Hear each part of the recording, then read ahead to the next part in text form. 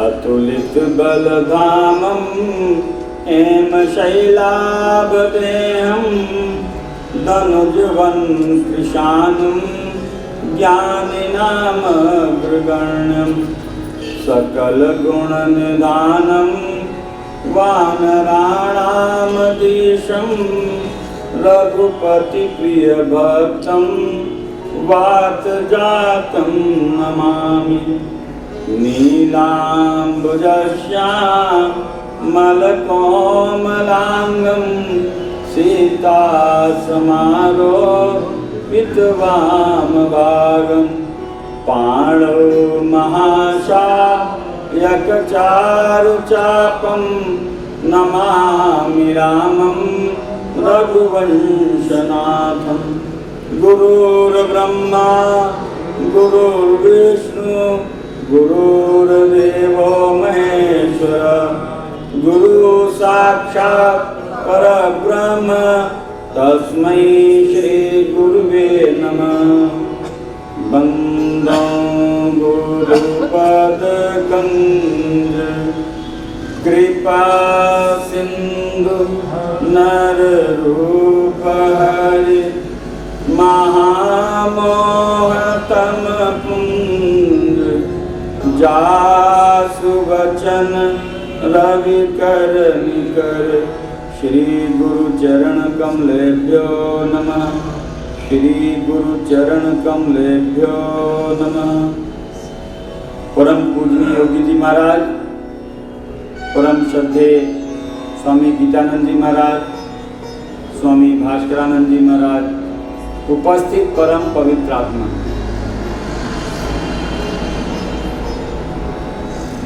परम पूजनीय योगी जी की कृपापूर्ण वातावरण में और उन्हीं की प्रेरणा से बसंतकालीन नवरात्रि पाठशाला रहित उपवास गोष्ठी एवं स्वास्थ्य चेतना शिविर में श्री शिव मंदिर महावीर धर्मशाला डोरंडा रांची के पवित्र सत्संग स्थल पर हम सब श्री रामचरितमानस के वैदिक सिद्धांतों एवं उनके वैज्ञानिक प्रयोगों के द्वारा अपने जीवन के समस्त क्लेशों से किस प्रकार मुक्त हों और अपने जीवन काल में ही भगवान के सच्चिदानंद स्वरूप को कैसे अनुभव करें, अर्थात स्वास्थ्य, शक्ति, आनंद, ज्ञान और प्रेम को कैसे अनुभव करें, उसी विषय पर चिंतन मनन करने के लिए हम सब एकत्र हुए हैं।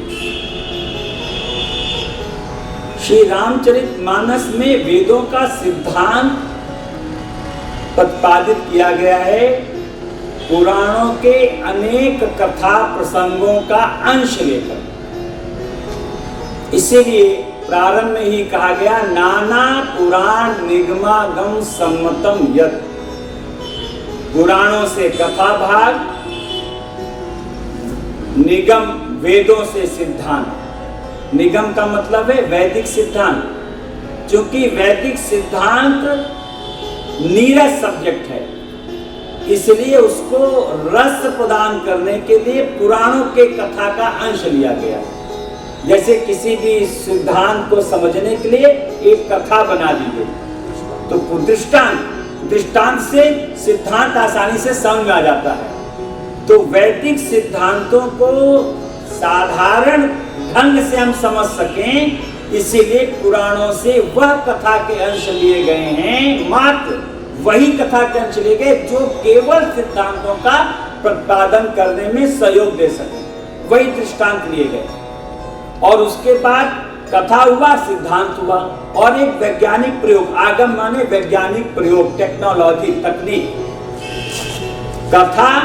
कथा के पीछे सिद्धांत, सिद्धांत के बाद उसका प्रयोग, और प्रयोग के बाद उसका एक परिणाम। ये श्री रामचरितमानस में दिया गया। श्री रामचरितमानस में दशरथ जी के परिवार का पूरा चरित्र बताया गया है। श्री रामचरितमानस में महाभारत और गीता को भी उसमें हम जोड़ दें में कौरव और पांडव के परिवार की चर्चा है। अगर श्री भागवत जी को लें तो उसमें परीक्षित जी की समस्या की चर्चा है। तो किसी के परिवार की समस्या से मेरा क्या लेना देना? क्या मतलब भैया, उनके परिवार की समस्या वो जाने, हमसे उससे क्या मतलब? लेकिन चाहे परीक्षित जी के समस्या भागवत जी में आई, चाहे श्री गीता जी और महाभारत में कौरव पांडव अर्जुन के बीच में समस्या आई, और चाहे श्री रामचरितमानस दशरथ के परिवार में का चरित्र का वर्णन है, लेकिन उसमें समस्या आई। उन समस्याओं का कारण, उसका निवारण कैसे हम अपने जीवन में कर सकें, वही लेसन लेने के लिए इन ग्रंथों में इन परिवारों के चरित्र का, उनके पात्रों का, उनके परिवार के सदस्यों का पूरा विवरण हमारे सामने प्रस्तुत है। श्री रामचरितमानस के माध्यम से, श्री गीता जी के माध्यम से और श्री भागवत जी के माध्यम से। आखिर सोचिए, कौरव पांडवों की समस्या को लेकर श्री गीता जी और महाभारत के कितने प्रसंग हो रहे हैं, परीक्षित जी की समस्या को लेकर कितनी भागवत कथाएं हो रही हैं, और दशरथ जी के परिवार की समस्या को लेकर, अनेक पात्रों के चरित्र को लेकर कितनी राम कथाएं हो रही हैं। ये क्यों हो रही हैं? जिससे हम अपने जीवन को सुधारने के लिए लेसन ले सकें। ये आइडियल दिया गया, आइडियल। जो समस्या इनके जीवन में, वही समस्या हमारे जीवन में भी आएगी। ऐसा नहीं कि हमारे जीवन में समस्या नहीं आएगी, आएगी। एक बात और, दशरथ जी और कौशल्या मैया दोनों मनु शत्रुपा के रूप में कितना कठोर तप किया, और उस कठोर तप के पश्चात उन्होंने भगवान से नहीं मांगा। भगवान आए, साक्षात ब्रह्म आए, प्रकट हुए, लेकिन उन्हें भगवान से नहीं मांगा, भगवान को मांगा। पहली बात तो हमारी तपस्या का उद्देश्य भगवान से है कि भगवान को है, इसको हमको आपको डिसाइड करना पड़ेगा। साधना करने से पहले हमें डिसाइड करना पड़ेगा, हमें निर्णय करना पड़ेगा, हम भगवान से चाहते हैं कि भगवान को चाहते हैं। और भगवान से जो भी कुछ मिलेगा वह सब नाशवान होगा। भगवान से मांगेंगे तो क्या मांगेंगे? पैसा मांगेंगे, नाशवान। सुंदर पत्नी मांगेंगे, नाशवान। सुंदर पुत्र, आज्ञाकारी पुत्र मांगेंगे, वो भी नाशवान। राजपाट मांगेंगे, वो भी नाशवान। भगवान से मांगेंगे तो संसार की चीज मांगेंगे। अरे यही तो भगवान श्री कृष्ण जी, युद्ध अभी हुआ नहीं, बस होने की तैयारी हो गई है, और भगवान कन्हैया अपने कक्ष में आराम से विश्राम कर रहे हैं। तो सबसे पहले दुर्योधन पहुंच गया, देखा भगवान सो रहे हैं तो सिरहाने खड़ा हो गया। और उसके पश्चात अर्जुन आ गए, वो देखे भगवान विश्राम कर रहे हैं तो चरणों के पास खड़े हो गए हाथ जोड़ करके।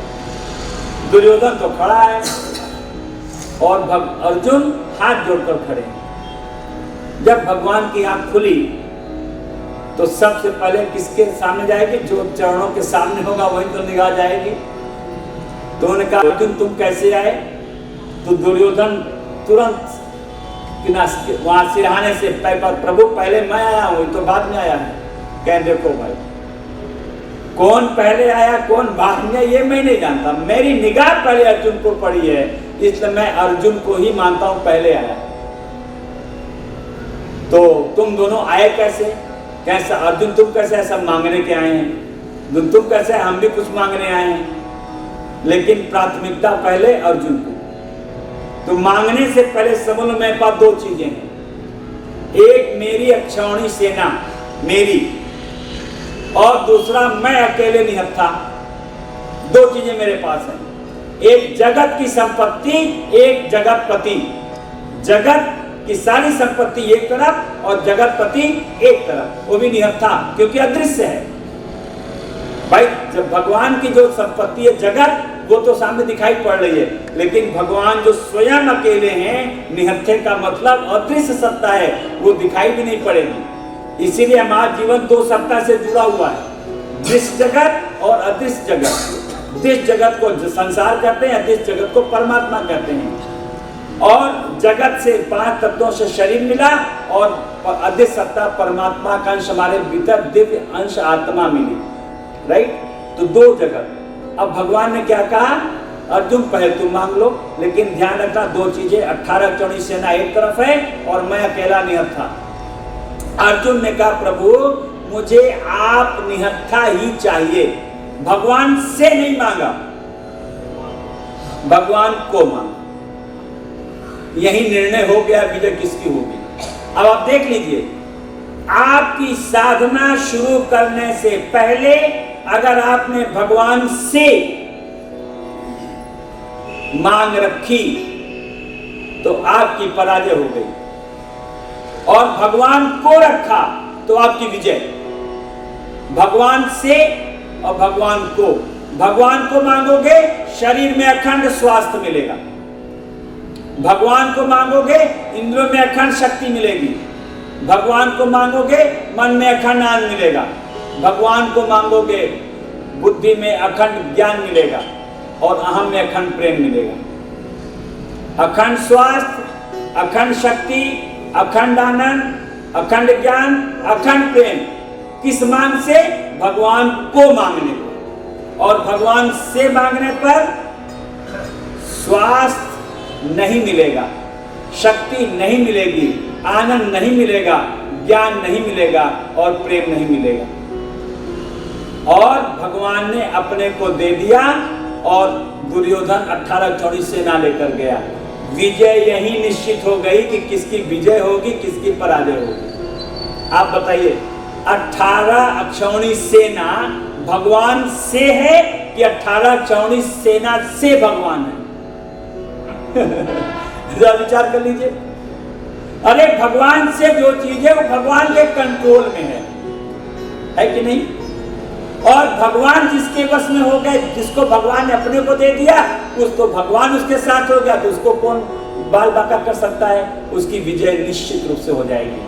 तो हमारी साधना की शुरुआत ही किससे जुड़ी है?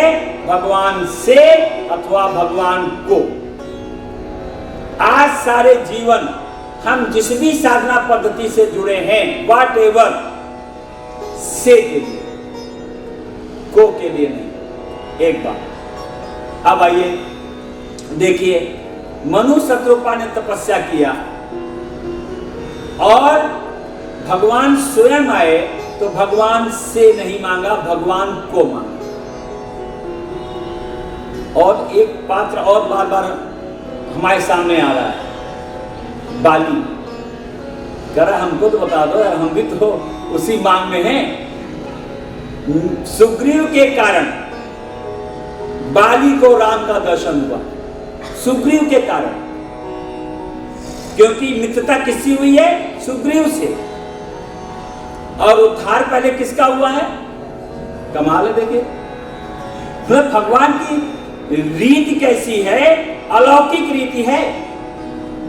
बेचारा पिता सुग्रीव ऋषि मुख पर्वत पर दिन रात मौत के भय से मर रहा है सुग्रीव, और हनुमान जी के माध्यम से राम जी की मित्रता हुई सुग्रीव से, और उद्धार पहले हो गया बाली का।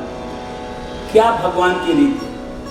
और रीत देखिए भगवान की, जब ग्राह ने गजेंद्र को पकड़ा और गहरे पानी में ले गया, और गजेंद्र को लगा अब तो प्राण गए, अब तो प्राण गए, और वो कमल पास में क्या है, केवल कमल फूल आया और भगवान को अर्पण करके बुलाया।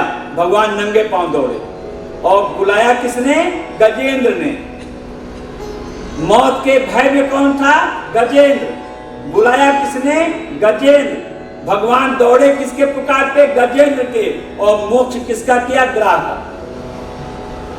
बोलिए, बुलाया कौन और उद्धार किसका? ये क्या भगवान की रीति है, आप नहीं समझ सकते।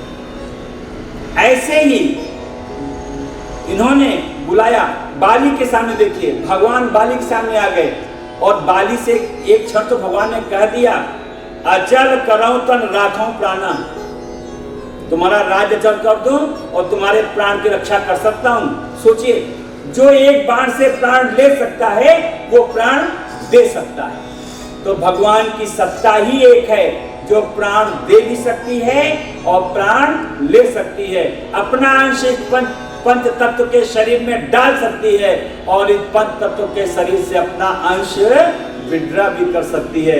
हमारी अकड़ खत्म हो जाएगी। अकड़ कब तक है?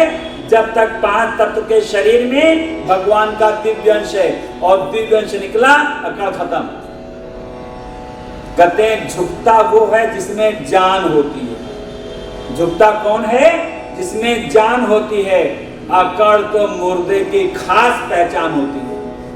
इसलिए माय डियर फ्रेंड्स, भगवान से नहीं, भगवान को, तो श्री रामचरितमानस ऐसा दिव्य ग्रंथ है जो आपको भगवान से नहीं, भगवान की मांग पैदा करता है। और इसीलिए पहला प्रश्न ही किया गया है कि राम है कौन? राम कौन है? माने भगवान ब्रह्म राम कौन? माने एक राम को हम जानते हैं, दशरथ नंदन राम हैं। मात कैकेयी माँ ने उनको वनवास मांगा, पिता की आज्ञा लेकर वनवास गए। वहां पर रावण ने सीता का हरण कर लिया और सीता के हरण के पश्चात उन्होंने रावण का वध किया और सीता को वापस लेकर फिर अयोध्या के राजा बन गए। इन राम को तो मैं जानता हूं, क्या इसके अलावा भी कोई राम है? यही प्रश्न भरद्वाज जी का प्रश्न नहीं है, ये हमारे आपके जीवन का प्रश्न है। ये हमारे आपके जीवन से जुड़ा प्रश्न है। भोजन से शक्ति है कि भगवान से शक्ति का संबंध है? दवाई से स्वास्थ्य है कि भगवान से स्वास्थ्य का संबंध है? पैसे से आनंद का संबंध है कि भगवान से आनंद का संबंध है? पुस्तक से ज्ञान का संबंध है कि भगवान से ज्ञान का संबंध है? और संबंधियों से प्रेम का संबंध है कि भगवान से प्रेम का संबंध है? यही हमारे आपकी समस्या है।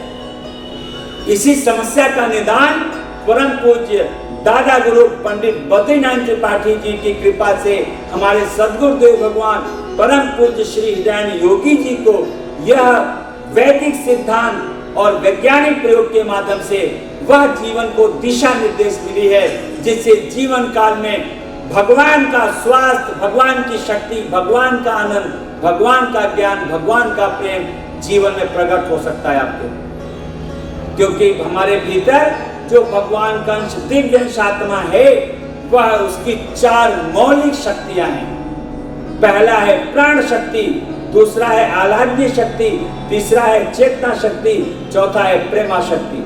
जब इन चारों मौलिक शक्तियों का हम निरादर करते हैं, ध्यान से सुनिएगा, सारे डॉक्टरों को नहीं पता है कि बीमारी का कारण क्या है। बहुत सारे संतों को भी बहुत कथा का ज्ञान है, लेकिन रोग का कारण नहीं पता कि रोग का कारण क्या है, हमारे जीवन में दुख का कारण है क्या, नहीं पता है। और वो विषय उनसे अछूता है, इसीलिए अनेक कथाएं हो रही हैं, लेकिन न लोगों के जीवन से रोग मिट रहा है, न लोगों के जीवन से अशांति चिंता मिट रही है, तनाव मिट रहा है, न भय अपमान मिट रहा है, न वियोग मिट रहा है। और इतनी नैतिकता का पाठ हमें सत्संग में मिलता है, चारित्रिक, नैतिक, आध्यात्मिक सारा विवेचन मिलता है, सारा उपदेश निर्देश मिलता है। इसके बावजूद भी कितना भ्रष्टाचार और कितना व्यभिचार हमारे समाज में फैला हुआ है। आप टीवी और अखबार देख लीजिए, आप पढ़ नहीं सकते, टीवी देख नहीं सकते। ये दुर्दशा है, ये हमारे जीवन की समस्या है। राम कौन है? आज यही समस्या हमारे आपके जीवन की है। आज हम भोजन से शक्ति, दवाई से तंदुरुस्ती, पैसे से सुख, पुस्तक से ज्ञान, संबंधियों से प्रेम जीवन भर करते आ रहे हैं। न हमारे जीवन में स्वास्थ्य मिल रहा है, न हमारे इंद्रियों को शक्ति मिल रही है, न हमारे मन से तनाव चिंता मिट रही है, न बुद्धि से भय अपमान, न अहम से वियोग। और तो और हम अपने परिवार, जो सीमित परिवार हो गया, जहां पहले 6-6, 7-7, 8-8, 9 बच्चों का परिवार होता है, आज तो 1 और 2, और 1-2 भी खत्म हो गया। अब तो अडॉप्टेड चाइल्ड का सिस्टम आ गया। लोग बच्चा पैदा करना नहीं चाहते हैं, चाइल्ड अडॉप्ट कर लो। यहां हम कहां पहुंच गए? कहां से चले थे, कहां पहुंच गए? आज इस सिस्टम पे आ गए, अडॉप्ट चाइल्ड। अर्थात हमारे जीवन की क्या समस्या हो गई, कहां पहुंच गए? आज इन समस्त समस्याओं का समाधान श्री रामचरितमानस से संभव है। श्री रामचरितमानस आज भारत की अनेक समस्याएं, चाहे वो सामाजिक समस्या हो, चाहे आध्यात्मिक समस्या हो, चाहे चारित्रिक समस्या हो, चाहे नैतिक समस्या हो, चाहे जो भी समस्याएं हैं, सारी समस्याओं का समाधान श्री रामचरितमानस के द्वारा संभव है, संभव है, संभव है। लेकिन उसका जो सिद्धांत है मूल, जब तक विचार और भावना में परिवर्तन नहीं किया जाएगा, सारे संत लोग जब तक विचार भावना में परिवर्तन पर बल नहीं देंगे, सारे राजनीतिक लोग जब तक विचार भावना के परिवर्तन पर नहीं देंगे, जब तक अपने स्वार्थों का त्याग नहीं करेंगे, तब तक हमारी समाज की समस्या नहीं सुधरेगी। लेकिन श्री रामचरितमानस दावा करता है कि पहले अपना विचार भावना का परिवर्तन करो, समाज अपने आप बदल जाएगा। स्वामी शरणानंद महाराज जी का दावा है कि भैया आप किसी को नहीं बदल सकते। अरे पत्नी को नहीं बदल सकते, चलो दूसरे परिवार से आई है। अरे तुम्हारे और तुम्हारी पत्नी के योग से 2 बच्चे पैदा हुए हैं, तुम उनको नहीं बदल सकते, तब किसको बदल सकते हो? पत्नी को बदल नहीं सकते, अपने बच्चों को बदल नहीं सकते, और संसार को बदलने का दावा कर रहे हो, नहीं बदल सकता। तो कहते हैं भैया तुम किसी को बदलने की कोशिश मत करो। हमारे पूज्य योगी जी भी यही निर्देश करते हैं, किसी को कोशिश मत करो बदलने की, अपने आप को बदलने का प्रयास करो। आप अपने आप को बदलो, आपके बदले हुए जीवन को देखकर दूसरे में अपने को बदलने की रुचि पैदा हो सकती है। ये स्वामी शरणानंद जी का उद्घोष है, यही पूज्य योगी जी का उद्घोष है। और श्री रामचरितमानस के माध्यम से आज इतने वर्षों से, करीब 18वां साल है, 2001 से शुरू हुई है और 2017-18 चल रहा है। इसमें 18 साल से मैं निरंतर जो भी साधक 2, 4, 6 आते हैं शिविर में, मैं उनसे यही निवेदन करता हूँ, भैया दूसरों को बदलने की कोशिश मत करो, अपने आप को बदलने की कोशिश करो। और जब तक हमने अपने आप को नहीं बदलेंगे, तब तक हमारे जीवन की समस्या का समाधान नहीं होगा। तो महाराज दशरथ जी ने, कौशल्या ने तपस्या किया और क्या मांगा? से नहीं को मांगा, भगवान से नहीं भगवान को। तो हम आपसे भी कर रहे हैं, आप जो साधना शुरू कर, जो भी साधना कर रहे हैं, यहां से नहीं, जो भी साधना कर रहे हैं अपने जीवन में, उसी साधना का परिणाम है यहां तक पहुंचे हैं। जैसे एक नर्सरी में पहले एडमिशन हुआ था ना हमारा, तो प्राइमरी पास किया, प्राइमरी के पास 6 में गए तो जूनियर पास किया, 8 पास हो गए। फिर हाई स्कूल में 9th में गए तो इंटर पास कर लिया, इंटर के बाद कॉलेज में गए तो BA पार्ट 1 से हमने MA कर लिया, और MA के बाद क्या होता है? PhD ना, और PhD में संख्या बहुत कम हो जाती है। तो जो यह योगी जी का जो मिशन है, वो MA पास करने वाले के बाद जिसकी रिसर्च में रुचि है, PhD करने का, उनके लिए स्थान है, सबके लिए नहीं। ये प्राइमरी नहीं है कि भीड़ लगेगी, ये जूनियर कक्षा नहीं है कि भीड़ लगेगी, ये BA हाई स्कूल इंटर नहीं है, ये PhD का क्लास है। इसमें सिलेक्टेड पर्सन ही आएंगे, बस उसके आगे नहीं आ सकते। जिनकी मांग भगवान को होगी वो दे आर सिलेक्टेड। भगवान से वाले अनेक हैं, करोड़ों की भीड़, तो जहां भीड़ होती है भगवान से मांगने आए हैं, और जहां रिसर्च है भगवान को चाहते हैं। तो आप जो यहाँ आए हैं वो भगवान को वाले हैं, भगवान से नहीं। एक बात अब देखिए, भगवान आए और भगवान ने क्या आश्वासन दिया? माता कौशल्या, मनु शतरूपा को क्या आश्वासन दिया? अनशन सहित लेब अवतारा, अनशन सहित, मैं अकेले नहीं आऊंगा, ये सोचो कि तुम हमको मानो मैं अकेले आ जाऊं, क्या नहीं आऊंगा, पूरे पावर से आऊंगा, अनशन सहित। अरे भाई आएंगे तो पूरे पावर से, नहीं तो नहीं आएंगे। भगवान ने कहा अनशन सहित लेव अवतारा। भगवान अंशों के सहित दशरथ जी के यहां प्रकट हो। आप जरा विचार करें, जिसके यहां इतनी तपस्या के पश्चात साक्षात ब्रह्म का अवतार हुआ और उस ब्रह्म का आश्वासन अनशन सहित लेव अवतारा, पूरे पावर से आऊंगा, तो क्या उस परिवार में कोई समस्या आ सकती है? बोलिए साहब, नहीं आ सकती। क्यों महाराज जी? नहीं आ सकती। क्यों महाराज जी? आनी नहीं चाहिए थी। नहीं, आ ही नहीं सकती। अरे प्रमाण तो यही है। अरे जहां भगवान आएंगे वहां क्या समस्या होगी? हम तो यही समझते हैं ना मोटी बुद्धि से। बिना भैया, मोटी बुद्धि अपनी लोगों की है, बहुत सूक्ष्म बुद्धि तो है नहीं। सूक्ष्म बुद्धि वाले ये बैठे हैं 2-3 लोगों की बुद्धि से, हम लोग तो मोटी बुद्धि वाले हैं, क्योंकि अनपढ़ घान हम लोग तो शास्त्रों का अध्ययन में अंगूठा छाप। अच्छा, लोगों के पास 2 अनापत्ति ने अंगूठा छाप, हम तो एक आगे हैं। बाकी लोग तो 2 बैठे हैं, हम तो 3 अंगूठा छाप हैं, एक कदम आगे हैं। क्यों महाराज जी? इनको काट भी नहीं सकते कि नहीं है। ठीक, तो मतलब कहने का, ब्रह्म ने अवतार लिया फिर भी समस्या आ गई। क्यों आई? प्रश्न यहां, यही प्रश्न दीदी का है। इतने अच्छे हमारे नंदो, इतने सात्विक भोजन, कभी किसी को ऊंची आवाज नहीं, और इतना एक परिवार में इतना सामंजस्य। बड़ा बेटा पहले चला गया, छोटा बेटा आज चला गया, और उस परिवार में केवल 82 वर्ष का एक पुरुष बचा, बस 88 वर्ष। बताइए क्यों?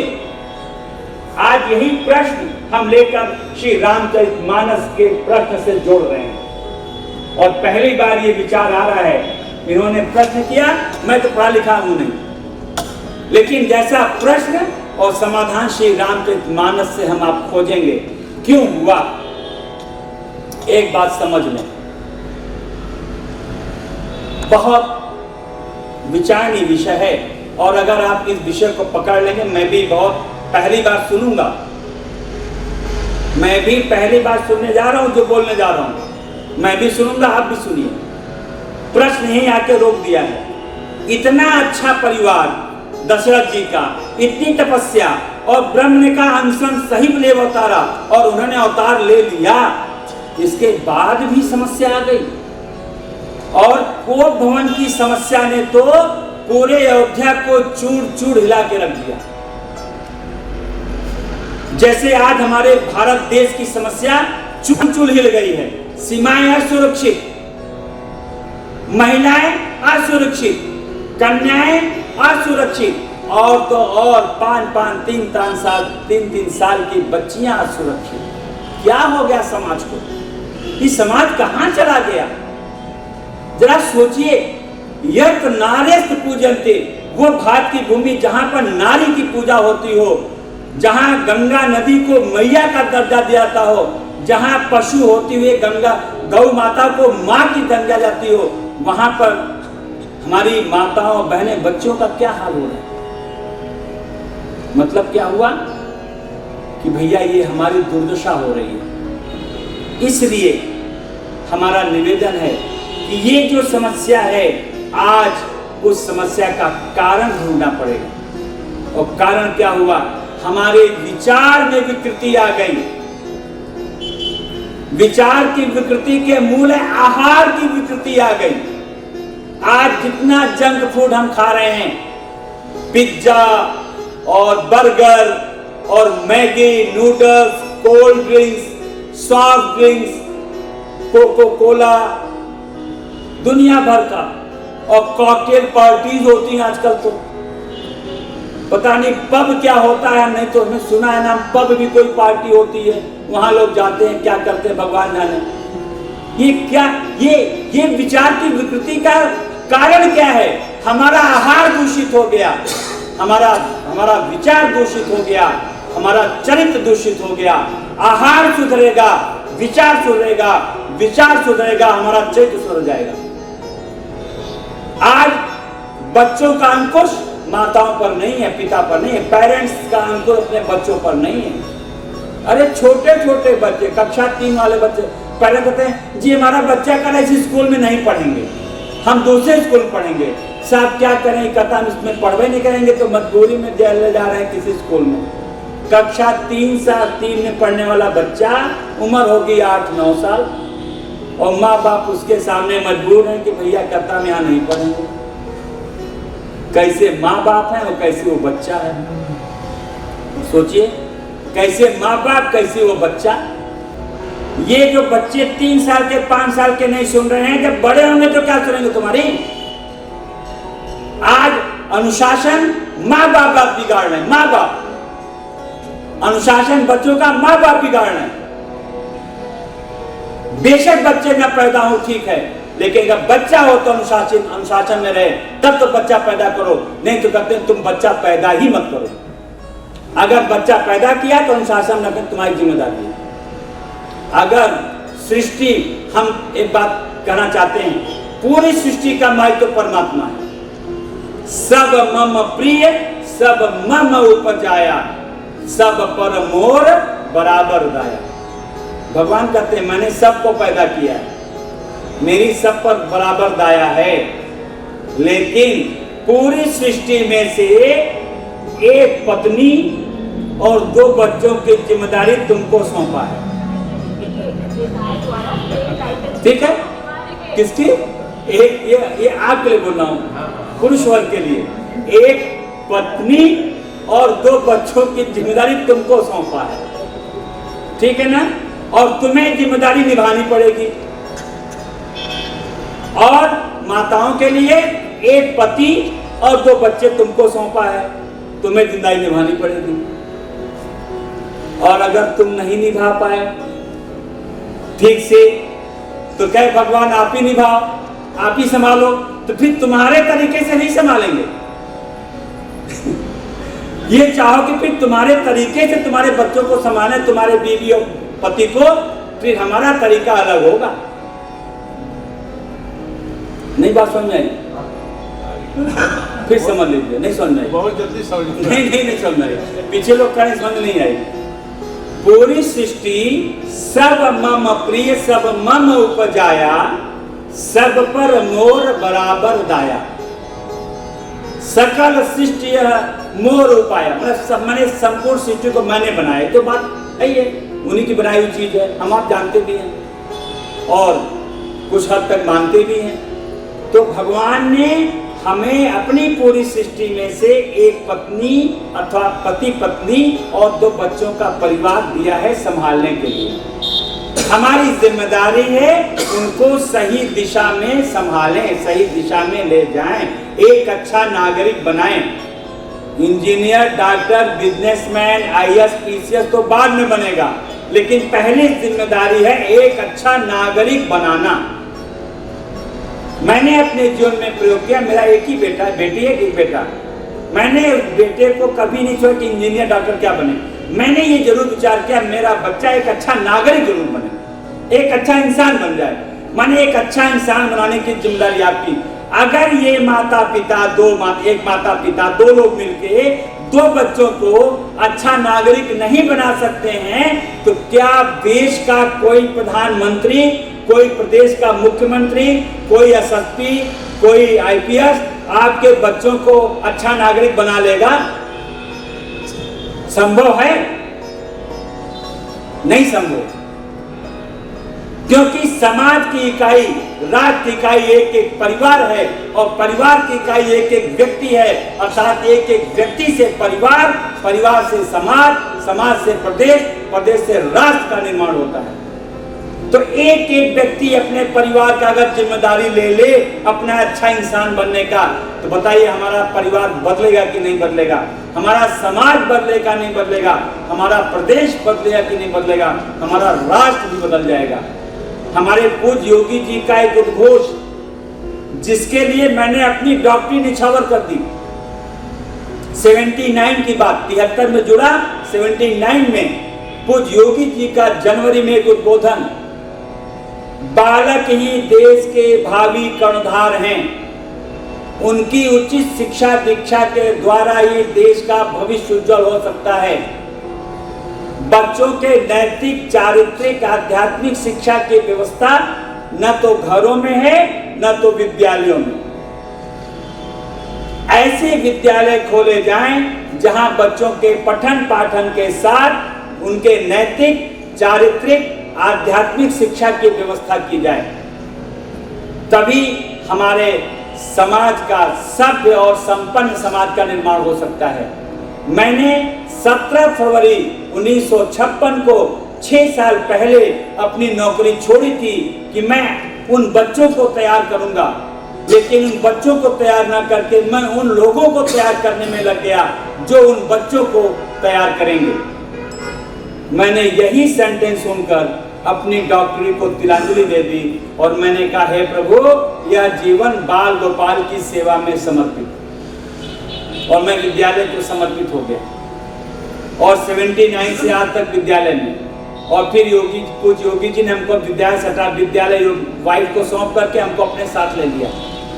और जाने से पहले, हमारा ख्याल है 99 की बात है, और 99 में हम एक फंक्शन था, वहाँ हमारा फैमिली फंक्शन था आश्रम में। मैं एक फंक्शन में गया तो जैसे मैं उतरा, हम और वाइफ, तो लोग, हम जा रहे थे महाराज जी के कक्ष मिलने के लिए। लोगों ने कहा, महाराज जी तो अंतर्मुखी हो गए हैं, किसी को पहचानते ही नहीं है, बोलते ही नहीं है, पहचानते नहीं। हमने कहा तो क्या हुआ, हम आए हैं, पहले उनके दर्शन करेंगे फिर हम आगे जाएंगे। तो हम और वाइफ साधना दोनों लोग गए महाराज जी के कक्ष में और महाराज जी बैठे हुए थे। और जैसे हम दोनों ने प्रणाम किया, महाराज जी कहते हैं, सज्जन गुड़िया तुम आ गए। सोचिए, जहां लोग कह रहे थे वो अंतर्मुखी हो गए, पहचानते नहीं। और हम जैसे पहुंचे, प्रणाम किया, तो महाराज जी ने कहा, सज्जन गुड़िया तुम आ गए। हमने कहा हाँ महाराज जी। कहें बच्चे? हम कहा महाराज जी बच्चे नहीं आए हैं। अच्छा। तो वाइफ से कहते हैं, गुड़िया इस आदमी की हमें सख्त आवश्यकता है, तुम इसे हमें दे दो, तुम दूसरा आदमी रख लो। तो वाइफ ने कहा, महाराज जी आप क्या कह रहे हैं?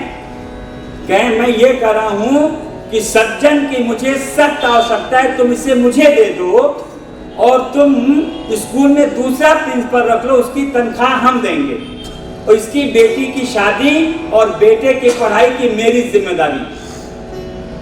धन्य हो मेरी पत्नी।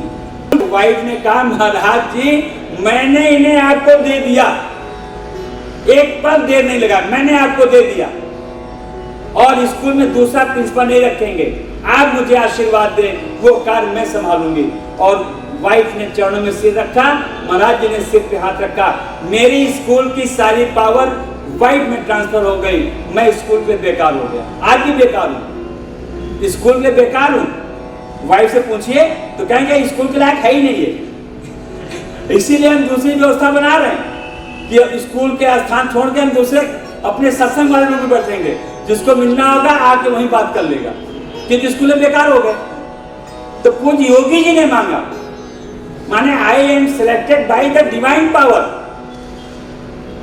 Not elected. मैं इलेक्टेड नहीं हूं, I am selected. Hanuman ji elected नहीं है, राम जी द्वारा सिलेक्टेड है for the research of Sita, search of Sita, Sita की खोज के लिए भगवान श्री राम जी ने हनुमान जी को सिलेक्ट किया। तो ये जो आध्यात्मिक जो पथ होता है, उसमें गुरुदेव अपने मिशन के लिए सेलेक्ट करते हैं, इलेक्शन नहीं होता। क्यों महाराज जी? सिलेक्शन होता है और सिलेक्शन पात्रता पे होती है कि नहीं? आप कितने दिन से हैं नहीं, ये मतलब नहीं, पात्रता कितनी है। और मुझे लग रहा था, जो लग रहा था, मैंने अपने को सही पाया। मैं बताऊंगा नहीं मुझे क्या लग रहा था और मैंने क्या अपने को सही पाया, नहीं बताऊंगा। मैंने जो सेंटेंस बोल दिया वो गोलमोल हो गया, समझने वाले समझ जाएंगे, नहीं समझने जो अनाड़ी। तो अब देखिए, मैं विषय पे फिर आ रहा हूं कि हमारे जीवन में भगवान आए और फिर भी समस्या। क्यों समस्या आई? दशरथ जी के परिवार में बच्चे हो गए, बच्चों को जैसे हमारे घर में बच्चे होते हैं, वैसे दशरथ जी घर में परिवार 4 बच्चे हो गए। आप भी अनेक उपाय करते हैं, बच्चों नहीं होते हैं तो वो भी अनेक उपाय किए, जो उपाय भी मिला उस समय जो उपाय संभव था उपाय किया, 4 बच्चे हो गए।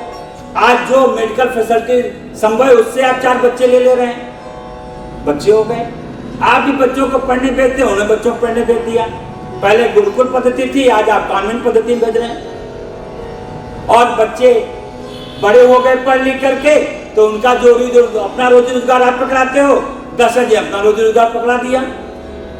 और अब रोजी रोजगार पकड़ गया, शादी ब्याह भी हो गई, अब तो काम खत्म, अब तो परिवार में कोई समस्या नहीं।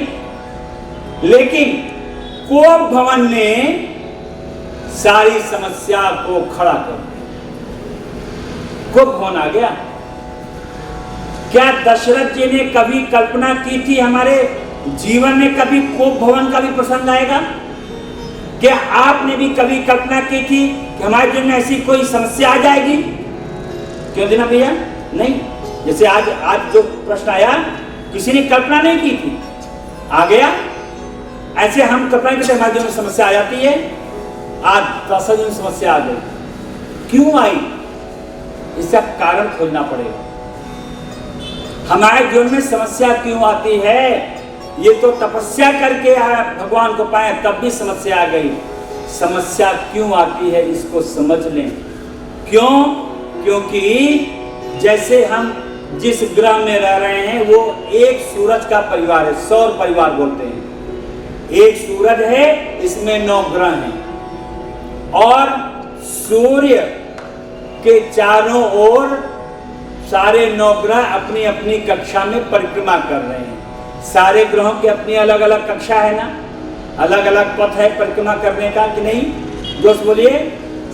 हाँ, और वो परिक्रमा सूर्य के चारों ओर भी कर रहे हैं और अपनी कक्षा में भी कर रहे हैं, अपनी धुरी पर भी कर रहे हैं। ऐसे ही हमारे घर परिवार में, दशरथ जी के परिवार में महाराज दशरथ, उनकी 3 रानियां 4 और 4 बच्चे 8, 4 बहुएं 9, मंथरा 10, सुमंत 11 और वशिष्ठ जी 12।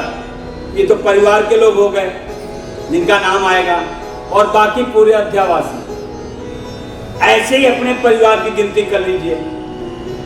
तो सब जितने भी लोग हैं जिनका मैंने 11 लोगों का नाम लिया, सबके पथ अलग अलग हैं।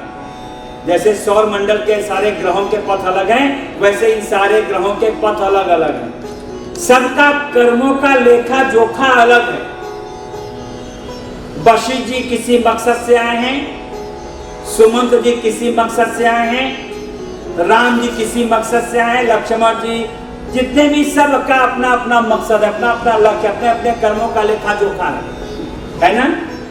और सारे लोग जो इस परिवार में 11 लोग आए हैं, और सारे कर्मों का लेखा जोखा एक दूसरे से कनेक्टेड है, तभी तो उस परिवार में आए हैं। तो हमारे परिवार में भी जितने भी परिवार के सदस्य हैं, उन सभी सदस्यों का जो पथ है अपना अलग अलग है, अर्थात पैदा होने की तारीख अलग है और जीवन जीने का पथ अलग है और मृत्यु की तारीख भी अलग है, और सबके कर्मों का लेखा जोखा अलग है, और सबके कर्मों का आपस में लेन देन है, संबंध है, इसीलिए वो आपके परिवार से जुड़े।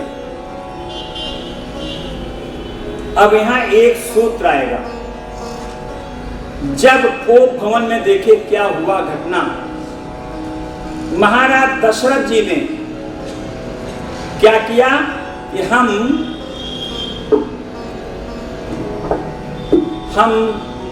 राम का राज्याभिषेक करेंगे। ये निर्णय हो गया। राजगुरु वशिष्ठ जी से परामर्श हुआ, उन्होंने अपनी सहमति दे दी। सुमंत से मंत्रिपरिषद से राय लिया, उन्होंने अपनी सहमति दे दी। पूरी प्रजा भी राम के युवराज पद के लिए प्रसन्न है, उनकी भी सम्मति। और अभी इनके रनिवास में किसी को नहीं पता, न कौशल्या को पता, न कैकेयी को, न सुमित्रा को। ये लोग अंदर हैं और दासी तो बाहर आती जाती रहती है किसी काम से। जाओ नींबू ले आओ, जाओ ब्रेड लाओ, जाओ टमाटर ले आओ, काम चलता रहता है। तो ममता तो बाहर आई गई होगी, किसी से सुना होगा वो तो राम का राज्याभिषेक हो जा रहा है कल, वो तो सामान तो भूल गई लाना, दौड़ के आ गई कैकेयी के पास। अभी दशरथ जी नहीं पहुंच पाए, पहले ही संदेशा पहुंच गया कि सूचना किससे मिल गई, मंथरा से। और दशरथ जी आ रहे हैं बताने, अरे पहले ही सूचना पहुंच गई, तुम क्या बताओगे? हाँ रिकॉर्डिंग डिलीट हो जाएगा, तो मालूम है, एडिटिंग हो जाएगी, मेरे पास समय है। खैर तो नहीं है, ठीक है। मतलब मैं इसलिए बता रहा हूं कि उमा कहूं मैं अनुभव अपना अनुभव शेयर कर रहा हूं, ये हर घर की समस्या है। मतलब कहने का है कि दशरथ जी ने जो निर्णय लिया उसकी सूचना पहुंच गई कैकेयी मैया के पास, और कैकेयी मैया पहुंच गई कोप भवन में, और दशरथ जी पहुंचे तो मालूम पड़ा तो कोप भवन में चली गई, तो दशरथ चले गए कोप भवन में। अगर आप कोप भवन को हटा दीजिए तो रामचरितमानस फिनिश। मैं तो समझता हूं श्री रामचरितमानस में कोप भवन का जो प्रसंग है वह ऊर्जावान प्रसंग है, ऊर्जावान। जिसके जीवन में कोप भवन ऐसी स्थिति नहीं आती, उस व्यक्ति का जीवन निरर्थक है, निरर्थक। वो व्यक्ति भाग्यशाली है जिसके जीवन में कोप भवन ऐसा प्रसंग आ जाए, वो व्यक्ति भाग्यशाली है। कोप भवन आध्यात्मिक प्रगति का पथ प्रदर्शक है। कोप भवन, महाराज दशरथ जी के परिवार में कोप भवन का प्रसंग आध्यात्मिक प्रगति का पथ प्रदर्शक है। अगर कोप भवन का प्रसंग नहीं आता तो क्या राम जी के लिए जो देवताओं को राम जी ने आश्वासन दिया था, वो रावण आवत सुनत सकोहा, देवन तके मेर गिर खोहा। सोचिए, देवताओं को भय रावण से, क्योंकि रावण ने वरदान मांगा, हम काहू के मरही न मारे, बानर मनुज जात दुई बारे। रावण को कोई नहीं मार सकता। और रावण की परिभाषा क्या है? रावणो लोक रावण, जो सारे संसार को रुलाए वो रावण। रुदेत की रावण, जो रुलाता है वही रावण है। शरीर का रोग रुलाने वाला, मन का शोक रुलाने वाला, बुद्धि का भय अपमान रुलाने वाला, अहम का वियोग रुलाने वाला। इससे कौन मुक्त करेगा? देवता लोग नहीं।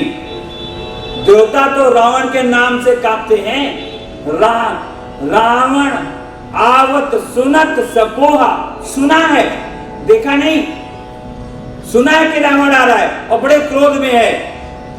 और देवन तके मेर गिर खोहा, जितने देवता हैं अपना सिंहासन छोड़ के, कारभार छोड़ करके गुफाओं में छिप जाते हैं, वो है रावण।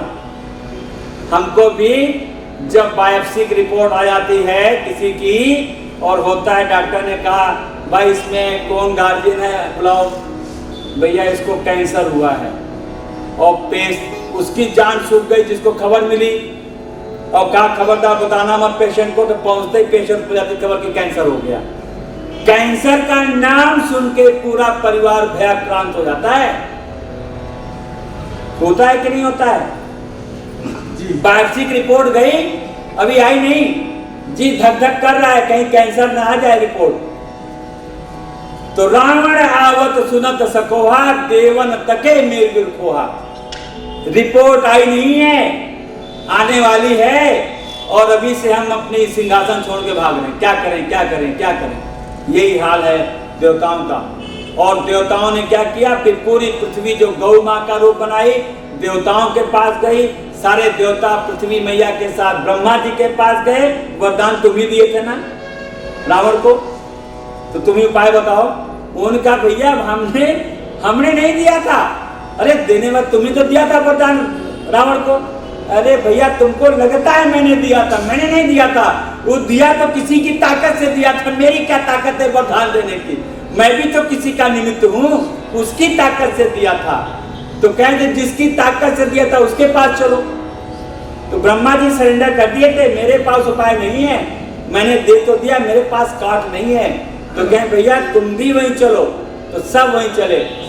तो कहें कहाँ चले? तो किसी ने कहा वो तो क्षीर सागर में रहते हैं, क्योंकि वहां पर शेषनाग की सैया है, भगवान उसमें विश्राम करते हैं, लक्ष्मी मैया पैर दबा रही हैं क्षीर सागर में। किसी ने कहा नहीं गोलोक धाम में रहते हैं, किसी ने कहा नहीं बैकुंठ धाम में रहते हैं। यही तो हमारी आपकी समस्या है। भगवान कहाँ मिलेंगे? वैष्णो देवी, कहें वहां नहीं। ज्वाला देवी, कहें वहां नहीं। नैना देवी, वहां नहीं।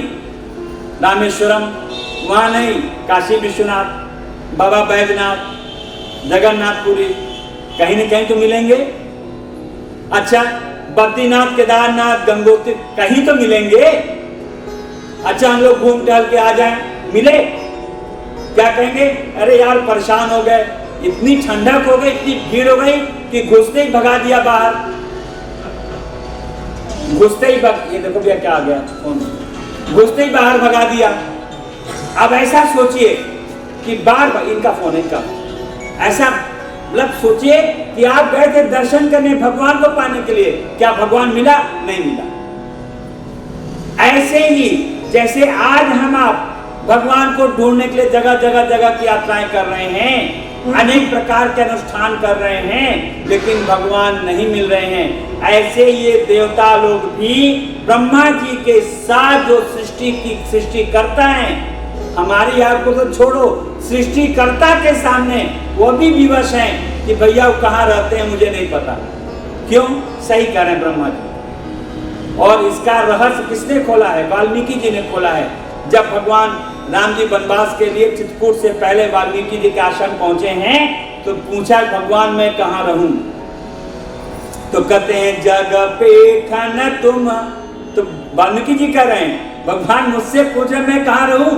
जा सुनिए तो, जग पे खन तुम देख निहारे, और विधि हरि शंभु न चावन हारे, और तेऊ न जाने मरम तुम्हारा, और तुम्हीं को जान निहारा। आप सोचिए, हे प्रभु ब्रह्मा सही कह रहे हैं, वाल्मीकि जी बता रहे हैं ना, जग पे खन तुम देख निहारे, विधि हरि शंभु न चावन हारे। विधि माने ब्रह्मा सृष्टि करते हैं, विष्णु पालन करते हैं और शिव संहार करते हैं, और तेऊ न जाने मरम तुम्हारा। सबसे क्लोज कांटेक्ट में ब्रह्मा विष्णु महेश, और तेऊ न जाने मरम तुम्हारा, और तुम्हें को जाना निहारा। जब वो नहीं जान सकते हैं, तो आज अगर ब्रह्मा जी कह रहे हैं देवताओं से भैया मैं नहीं जानता कि किसकी ताकत से मैंने ये वरदान दिया था, वो ताकत वो स्रोत का मुझे नहीं पता। तो कहते कहाँ है? कहीं मुझे पता ही नहीं है, मैंने बहुत खोजा लेकिन उस स्रोत तक पहुंच नहीं पाया।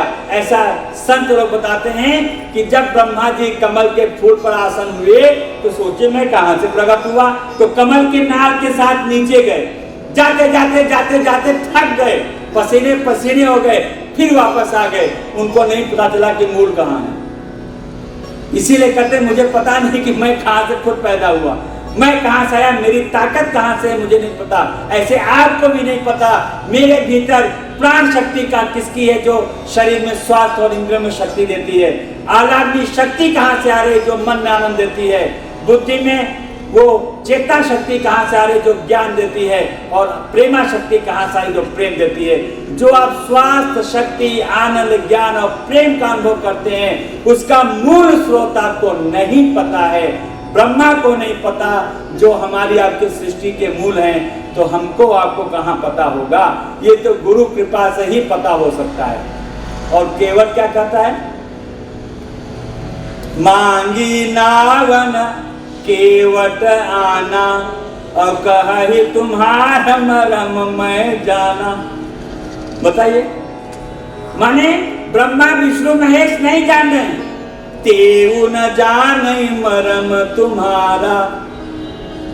और केवट क्या कहते हैं कि मांगी नावन केवट आना, कही तुम्हारा मरम मैं जाना, और तेहु न जाने मरम तुम्हारा। माने केवट का नाम मैं जानता हूं और ब्रह्मा विष्णु जानते नहीं, तो उसके पीछे कारण क्या है? फिर वाल्मीकि कह रहे हैं, हे प्रभु कौन जान सकता है? सोई जान ही जही देहु जनाई। माने आज केवट इसलिए जान रहा है आपके मरम को क्योंकि आप चाहते हो कि मेरा मरम जाने और लोगों को बताए। सोचिए, माने सोई जाने जे देव जनाई। आपको भी आपके भीतर स्वास्थ्य का मूल स्रोत क्या है, आपके भीतर शक्ति का मूल स्रोत क्या है, आपके भीतर आनंद का मूल स्रोत क्या है, आपके भीतर ज्ञान का मूल स्रोत क्या है, आपके भीतर प्रेम का मूल स्रोत क्या है, कोई नहीं जना सकता। तुम्हारे बाप नहीं जना सकते, माँ नहीं, टीचर नहीं, कोई नहीं जना सकता। कौन जना सकता है? सोई जान ही जेहि तेहु जनाई। अगर वो परमात्मा आप पर करुणावान हो जाए, दयावान हो जाए, कृपावान हो जाए तो जान सकते हैं। आज जो यहाँ वो रहस्य यहाँ खोला जाता है बाबूजी, समझ लीजिए आपके मौलिक मानव का मूल स्रोत का रहस्य सिर्फ रामचरितमानस के वैदिक सिद्धांतों एवं उनके वैज्ञानिक प्रयोगों के द्वारा प्रसारित होने का मंच है मानव सेवा मिशन, जो पूज्य दादा गुरु त्रिपाठी जी और पूज्य योगी जी की कृपा से आप तक पहुंच रहा है। उसमें मेरा कोई योगदान नहीं है। हमारे भीतर ये मूल स्रोत कहां से है? सोई जाने जे देव जनाई। लेकिन शर्त क्या है? जान तुम्हें हो जाए। कमाल है, जो उसके तत्व को, रहस्य को जानता है वैसा ही हो जाता है। हमारे पूज्य योगी महाराज जी कहते हैं, गौतम बुद्धा ने दूसरा गौतम बुद्धा नहीं पैदा किया, राइट? महात्मा गांधी दूसरा महात्मा गांधी ने पैदा किया, लेकिन योगी जी कहते हैं मैंने अपने ऐसे लोगों को खड़ा कर दिया, अपने ऐसा बना दिया। ऐसा केवल योगी जी क्लेम करते हैं। और भारतवर्ष का महाराज जी कहते हैं हमारे यहाँ छोटा से छोटा साधक भी इस अवस्था में है कि वह अपने मूल स्रोत से कनेक्टेड है, कुछ अंश में कनेक्टेड है, जिस मात्रा में कनेक्टेड है उस मात्रा में कनेक्टेड है। मेरे भैया, ये हमारे जीवन की समस्या का कारण क्या है? कोप भवन जब तक नहीं आएगा और कोप भवन से कारण आएगा। कोप भवन में जो घटना घटी, ये घटना का कारण क्या है? इसका रहस्य वहां नहीं मालूम पड़ा। जब भगवान श्री राम अयोध्या से निकल गए, आ गए श्रृंगवेरपुर निषाद राज के यहाँ, और निषाद राज ने कुशासन बिछा दिया सेमल के पेड़ के नीचे, और माता जानकी के साथ प्रभु श्री राम जी भूमि शयन कर रहे हैं। वो भी आसन किसका है? कुशासन, कुशा। हम लोग तो मुलायम मुलायम करते हैं, कुशासन। और लक्ष्मण जी दूर जाके बैठे हैं, निषाद राज दूर बैठे हैं। वहां निषाद राज जी भगवान श्री राम जी के कोमल अंगों को कुशासन पर और माता सीता के कोमल अंगों को कुशासन पर लेटा हुआ भूमि शयन करते देखा तो हृदय से व्याकुल हो गए और कैकेयी को दोष देने लगे। तो हमारे लक्ष्मण जी कहते हैं भैया ऐसी बात नहीं है, काहुन को सुख दुख कर दाता और निज कृत कर्म भोग सब भ्राता। ये महाराज दशरथ के जीवन में जो कोप भवन की घटना आई है, उसके पीछे का मूल कारण क्या है? काहुन को सुख दुख कर दाता। आज हम आप क्या समझते हैं? हमको रुपया सुखी कर देगा, हमको हमारा परिवार सुखी कर देगा, हमारा व्यापार सुखी कर देगा, हमारी पत्नी सुखी कर देगी, हमारा समाज सुखी कर देगा। ये हमारी भूल है। हमारा परिवार हमको दुख दे रहा है, हमारा बेटा हमको सता रहा है, ये हमारी भूल है। काहुन को सुख दुख कर दाता, ये दिमाग से निकाल दो। यही रहस्य है। अगर आज उनके जीवन में घटना घटी है कि एक बेटा जवान मर गया और 88 साल की उम्र में अकेले पूरे बचे हैं, तो काहुन को सुख दुख कर दाता, निज कित कर्म भोग सब भ्राता। आज दशरथ की अवस्था में तो हैं वो। आज बेटा राम जंगल चला गया, लक्ष्मण भी चला गया, भरत चला गया, नंदीग्राम में कौन है सामने? कोई है सामने? कोई नहीं सामने। माताएं, विधवाएं माताएं वहां अयोध्या में पड़ी हुई हैं। सोचिए क्या दुर्दशा हो गई एक घटना से।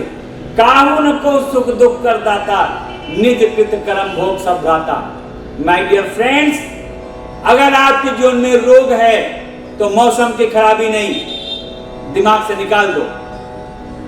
किसी बैक्टीरिया के इंफेक्शन से बीमारी नहीं आई है, दिमाग से निकाल दो। तुम्हारा हेरिडिटी नहीं है बीमारी का कारण, दिमाग से निकाल दो। और एक फैक्टर नहीं है, दिमाग से निकाल दो। आप किसी डॉक्टर के पास जाएंगे किसी बीमारी को लेकर, वो कहेगा मौसम बदल रहा है इसलिए बीमार हो। अगर कहो देख साहब हम बीमार हैं, हमारे घर में 4 लोग बीमार हैं, अरे बैक्टीरिया का इन्फेक्शन हो गया तुमको, साहब हमको हो गया उनको क्यों नहीं हुआ? अरे तुम्हारा पैतृक है, हेरिडिटी से है इसलिए हो गया। एक फैक्टर है। कहीं तो चुप हो जाओगे ना, कहीं तो चुप होना पड़ेगा ना। और सृष्टि में एक कार्य का एक कारण है, दिन होने का एक कारण, दिन रात, और मौसम बदलने का एक कारण। सूर्य की, पृथ्वी की वार्षिक गति के कारण मौसम परिवर्तन एक कारण, मौसम बदलने का कारण एक, और दिन रात होने का एक कारण, पृथ्वी की दैनिक गति, तो रात दिन होने का एक कारण। यथा ब्रह्मांडे तथा पिंडे, यथा पिंडे तथा ब्रह्मांडे, ये वेद का सूत्र है। जैसा ब्रह्मांड में है वैसा आपके पिंड में है, जैसा आपके पिंड में वैसा ब्रह्मांड में। अगर हमारे प्रकृति में एक कार्य का एक कारण है तो हमारे रोग का भी एक ही कारण होना चाहिए, अनेक नहीं। और डॉक्टर क्या कहते हैं? रोग का कारण 4, मौसम का परिवर्तन 1, बैक्टीरिया का इन्फेक्शन 2, हेरिडिटी 3, एज फैक्टर 4। कहीं तो चुप हो जाओगे, हेरिडिटी में तो चुप ही हो जाओगे।